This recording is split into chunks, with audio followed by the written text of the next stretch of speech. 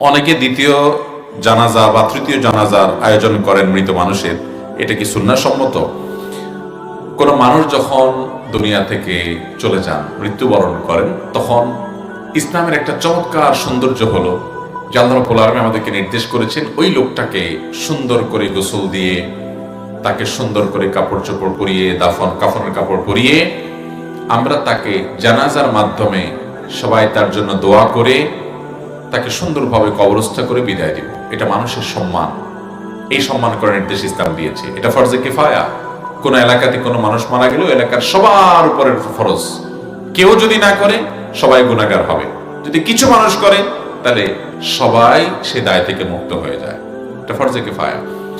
এখন এই জানাজা নবী করিম সাল্লাল্লাহু আলাইহি সাল্লাম সাহাবীদের জানাজা পড়েছেন, ওনার পরিবারের জানাজা পড়েছেন একবার, দুইবার না বা তিনবার না। জানাজা কয়বার হবে? একবার। এবং একবারের বেশি জানাজা এটা সুন্নাহ নয়। জামাতের সাথে যখন জানাজা হবে, জানাজা হতে হবে কয়বার? একবার। আমাদের দেশে দেখা যায় জানাজা কয়েক দফা হয়। একটা মানুষ বিদেশে মারা গেছেন, সেখানে একবার জানাজা হয়। ঢাকা আনছে, সেখানে একবার জানাজা হয়। গ্রামে আবার জানাজা হয়। এই জানাজা বারবার করে এটা কোনো সুন্নাহসম্মত বিষয় নয়।